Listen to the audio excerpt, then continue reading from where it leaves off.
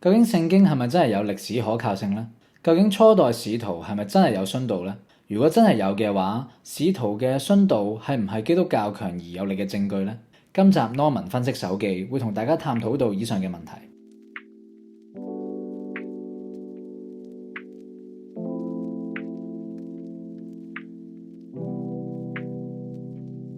歡迎翻嚟 Norman 分析手記，我係 Norman。今集咧，我想講嘅係 The Diary of a CEO Stephen Bartlett 同埋呢個 Wesley Huff 嘅訪談。嗱，成個訪談咧就超過2個鐘啊，大概係4個禮拜之前出嘅。直到我寫稿嘅時候咧，呢一集嘅訪談已經有超過350萬點擊率，超過10萬個點讚，同埋超過2萬個留言嘅。我唔知道喺香港多唔多人睇咧 The Diary of a CEO 呢一個嘅訪談節目啦。喺外國咧，呢個節目咧係好有影響力嘅。Stephen 就係主持人啦，咁我就唔多介紹啦。而 Wesley 咧就係被訪者啦，佢係一個基督新教教徒啦，係一位博士生啦，研究嘅領域咧係同呢個古代聖經文本嘅歷史準確性相關嘅。佢亦都係一個知名嘅基督教護教家，亦即係所謂嘅 apologist。佢目前擔任呢個 Apologetics Canada 嘅加中地區總監，亦都有一個探討信仰嘅 YouTube channel。嗱，點解我會睇呢一條片呢？係因為我俾佢個 title 吸引咗嘅。Number one Christianity expert: The truth about Christianity。Number one 基督教專家，關於基督教嘅真相，即係 number one，好似好勁咁。咁我當初就好好奇啦。究竟呢一個被稱為 number one 基督教專家嘅人會有啲咩嘅論點呢？咁我就帶住一個好奇心咧去聽晒成個訪談。成個訪談咧主要就係 Stephen 作為一個無神論者啦，或者係不可知論者嘅身份，去向呢個 Wesley 發問同埋挑戰嘅。Wesley 咧喺訪談裏邊有好多嘅言論，其實係好有漏洞啦，有出錯啦，有誤導啦，同埋有邏輯嘅謬誤。咁今集咧我主要就係想去拆解一下 Wesley 一啲嘅謬論啦。事不宜遲，我哋馬上開始。喺12分30秒嗰度咧 ，Stephen 就問咗2個好常見嘅問題啊。第一個問題就係我點知耶穌係真嘅呢？第二個問題係我點知聖經嘅內容係真實嘅，而唔係幾千年前由人作出嚟嘅呢？ Wesley 咧就回應啦，佢話呢一個係關於聖經歷史可靠性嘅問題。佢話咧係有唔同嘅進路去回應呢一個嘅問題嘅。Wesley 首先咧就提到保羅書信咧係比4福音書更加早成書嘅，咁佢就簡介保羅嘅生平啦。然後咧，佢再聲稱咧4福音書係4本獨立關於耶穌嘅記載啦。然後佢就做咗個比較分析，比較咗咧同時代嘅羅馬皇帝提比略嘅史料同埋耶穌嘅史料。佢想論證嘅大 point 就係咧聖經嘅歷史可靠性咧係好高嘅。嗱，首先我想點出嘅係 Wesley 犯咗一個叫做黑題嘅邏輯謬誤，亦即係將咧佢想證明為真嘅結論偷偷咁隱藏咗喺佢論證嘅前提入面。Wesley 咧提到保羅最初咧係迫害基督徒嘅，咁佢之後咧就經歷神蹟啦，見到耶穌嘅異象啦，然後咧就慢慢變成宣揚耶穌嘅使徒啦。嗱，佢想講嘅就係保羅嘅書信就係證明耶穌係真嘅證據，但係其實咁樣咧係隱藏咗一個前提嘅。呢個前提係咩咧？就係保羅書信嘅內容係真實嘅，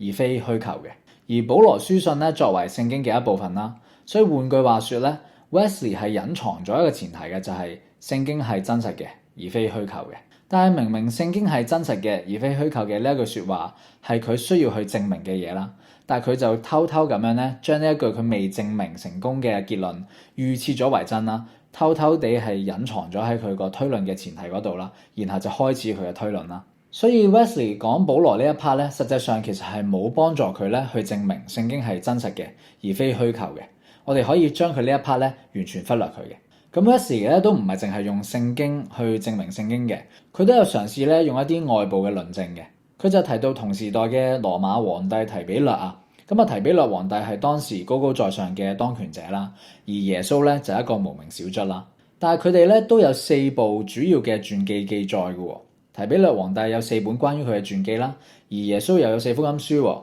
Wesley 個 point 基本上就係一個高高在上嘅皇帝有4本傳記，然後一個無名小卒嘅耶穌又有4本傳記喎，咁樣係好唔尋常嘅喎。咁唔尋常，耶穌仲唔係神？呢一個基本上咧就係我 get 到佢想營造嘅 impression 啦。好啦，咁我簡單去羅列一下佢咁樣講其實有啲咩問題咧？嗱，第一個問題就係人哋提比略皇帝嘅史料咧，其實就唔係淨係文字記載嘅。人哋仲有咧一啲歷史嘅實物嘅，例如係錢幣啊、黑石嘅記錄啊、軍事同埋行政嘅記錄啊，而耶穌咧就淨係得一啲文字嘅記載。所以咧，用耶穌嘅史料去同提比略皇帝嘅史料比較咧，其實真係以卵擊石，不堪一擊。另外就係 Wesley 話咧，四福音書係四本獨立嘅耶穌傳記，但係主流學界咧就唔會咁講嘅。絕大多數嘅學者咧係認同呢一個馬可優先說嘅，亦即係話咧係馬可福音先寫成書啦，然後馬太同埋路加嘅作者係抄襲馬可福音去寫成馬太同埋路加福音嘅。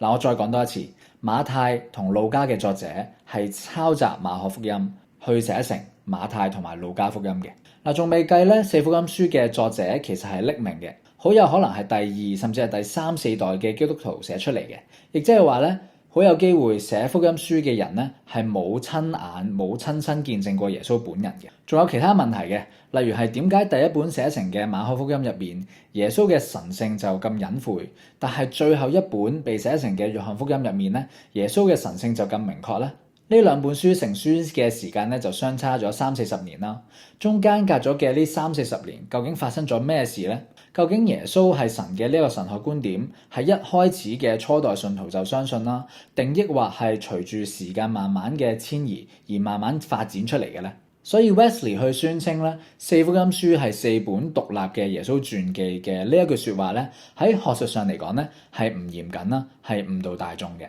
嗱，綜合以上所說啦，我哋有嘅歷史證據咧，最多咧係可以證明到耶穌係真實存在過嘅歷史人物啦，但係唔能夠咧去證明聖經嘅內容係全部都屬實啦，唔能夠去證明耶穌曾經死而復活啦，亦都唔能夠證明耶穌就係神。喺22分15秒嗰度咧 ，Wesley 繼續去論證聖經嘅歷史可靠性啦。Wesley 話咧，福音書係第1世紀寫成嘅，所以見證過耶穌嘅人咧，係有可能仲在生嘅。福音書入面提及過嘅一啲嘅貌似隨機嘅事件同埋人名咧，其實係俾讀者可以去揾翻當事人去驗證嘅。例如咧，佢就舉咗呢個馬可福音入邊啦，幫耶穌孭過十字架嘅嗰個人做例子嘅。Wesley 喺訪談入邊就話咧，呢一個人咧係亞里馬太嘅約瑟 Joseph of Arimathea， 但其實咧佢係講錯咗嘅，正確嘅咧應該係古利奈人西門。不過呢度咧，佢應該係口誤講錯咗啫，就唔影響佢嘅核心主張嘅。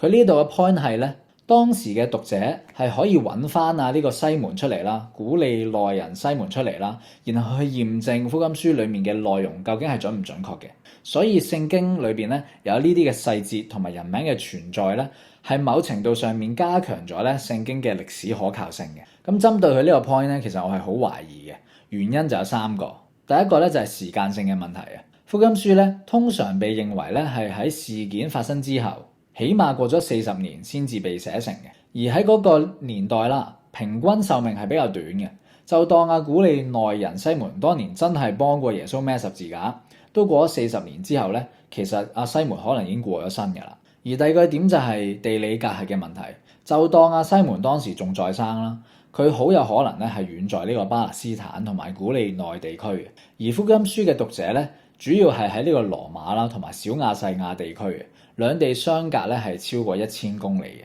當時嘅福音書讀者係咪真係可以，又或者係願意去跨越國境，去揾一個幫過耶穌孭十字架嘅人去對質呢？我係好懷疑。最後第3點係，就當西門當時仲未死啦，又有讀者真係願意山長水遠，由呢個羅馬走去巴勒斯坦，然後就真係咁好彩揾到西門。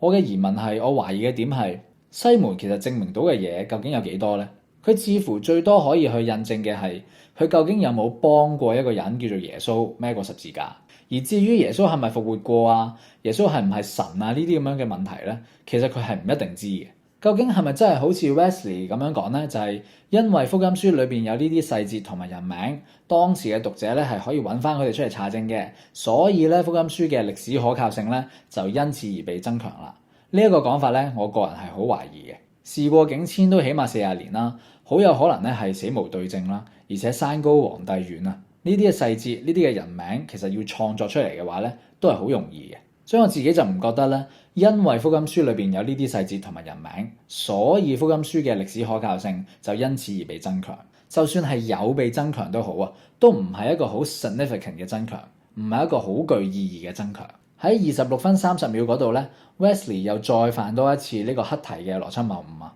佢係咁樣講嘅，聖經話咧，門徒喺耶穌死咗之後就翻去耶路撒冷啦，亦即係嗰個嘅事發現場啦，去宣揚耶穌嘅復活。如果佢哋有講大話嘅話，咁翻去耶路撒冷咪有機會俾人踢爆咯。既然佢哋敢翻去，咁應該係冇講大話啦。因此咧，聖經嘅記載咧應該係可靠嘅。但係問題係啊，我哋又點知道門徒翻去耶路撒冷宣揚耶穌復活嘅呢一單嘢係唔係真嘅咧？哦，聖經有寫咯。咁我哋點知道聖經嘅記載係唔係真實嘅咧？呢一個乜唔係你需要去證明嘅嘢咩？Wesley 呢一度咧又再一次用聖經嚟到證明聖經嘅真實性啦，將佢需要證明嘅結論咧偷偷咁隱藏喺佢嘅推論嘅前提入邊。情況就好似小明嘗試證明自己係一個誠實嘅人，佢用嘅方式就係不斷同人講佢係一個誠實嘅人。小明誠實，因為小明話小明誠實。咁樣嘅話咧，其實係冇證明過任何嘢啦，係一個冇效嘅論證嚟嘅。去到33分55秒嗰度咧 ，Wesley 咧就話福音書話係女人首先發現耶穌嘅空墳墓嘅，而當時羅馬同埋猶太嘅社會咧係十分之父權嘅，所以如果福音書係造假嘅，係作出嚟嘅，咁作者一定會作咧係男人首先發現空墳墓嘅，而唔會作咧係女人發現嘅，因為作係男人發現嘅話咧，個說服力咧係會更加強嘅。但係現況係啊，福音書話係女人首先發現耶穌嘅空墳墓嘅，咁就唔似係作古仔啊，所以啊，福音書嘅歷史可靠性咧就因此而被增強啦。嗱，我自己就覺得呢個講法咧係唔成立嘅，原因就在於咧喺當時嘅文化入邊，處理屍體、為屍體塗抹膏油嘅係女性嘅職責。男性通常係唔會做呢啲工作嘅，所以如果作者係寫一大班男人一大清早咧走去個墳墓嗰度準備幫耶穌嘅屍體抹油嘅話，然後咧就話發現空墳墓嘅係男人，咁樣嘅話咧反而係顯得更加不合常理。所以福音書裏面寫到咧係女人首先發現空墳墓咧，其實係好符合當時社會文化嘅。喺邏輯上嚟講咧，福音書去話女人係首先發現耶穌嘅空墳墓嘅呢一個 point 咧，既不能夠增加，亦都不能夠減少聖經嘅歷史可靠性。所以 Wesley 呢度嘅 point 咧，我覺得係唔成立嘅。由38分05秒打後咧 ，Wesley 咧就嘗試用呢個初代信徒嘅遭遇嚟到去論證聖經嘅歷史可靠性。首先佢就話啦，大部分嘅邪教教主啊，都係為咗利益啊。例如係金錢啊、權力啊、性愛啊，所以咧佢哋好有動機去講大話咧，去操控信徒嘅。但係初代門徒就唔同喎，耶穌嘅初代門徒唔單止咩都冇得到，而且仲俾人迫害添。嗱，似乎咧冇人咁蠢咧去堅持一個大話，乜都冇得到不特止，仲搞到自己俾人陷害、迫害。咁樣咧，似乎係顯示咗咧佢哋所宣揚嘅嘢係真實嘅。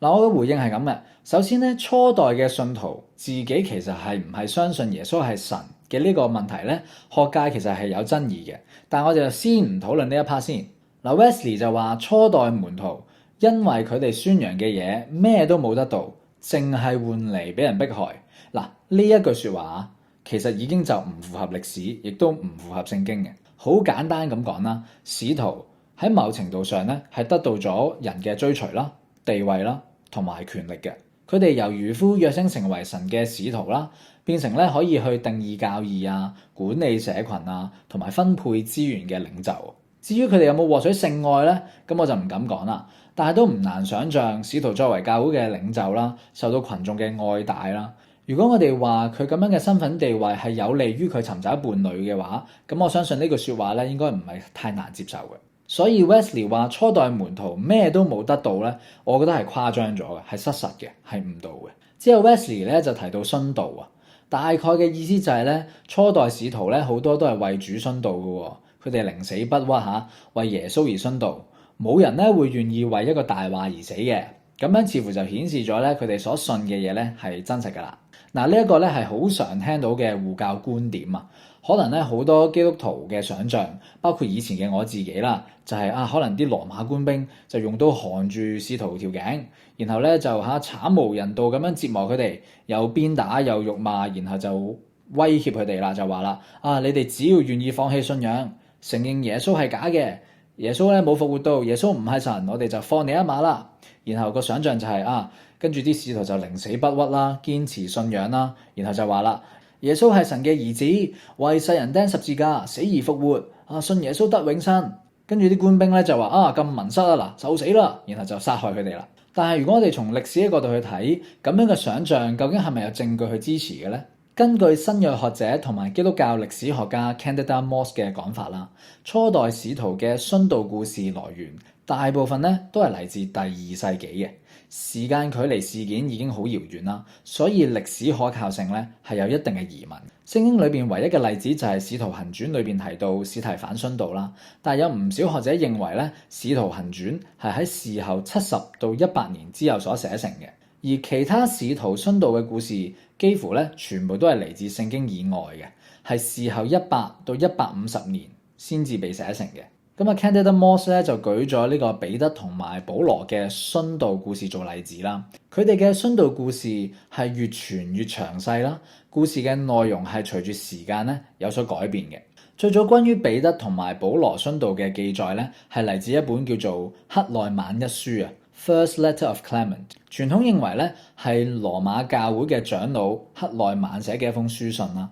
大約咧係喺事件發生之後30到40年之後被寫成嘅，裏面咧就提到彼得同埋保羅咧係因為嫉妒同埋紛爭而遭受磨難嘅。有一個學者就提出啦，呢一種嫉妒同埋紛爭嘅描述咧，可能係反映教會內部嘅矛盾，而唔一定係外部嘅迫害。信裏邊咧冇提過彼得咧被倒釘十字架啦，或者保羅咧被斬頭嘅細節啦。呢一個咧就係最早關於彼得同埋保羅所謂殉道嘅歷史記錄啦。去到第2世紀後期，亦即係保羅同埋彼得咧死咗100幾200年之後咧，彼得行書呢一本書咧先至出現啦。裏面咧就寫到咧，彼得就要求倒釘十字架啦。原因咧就唔係因為謙卑，而係因為咧象徵呢個世界顛倒啊。咁呢個思想咧就同呢個諾斯底主義咧係有關係嘅。咁但係要留意嘅就係彼得行傳呢一本書，因為成書時間太遲啦，同埋佢裏邊咧有呢啲諾斯底主義嘅非主流基督教思想啦，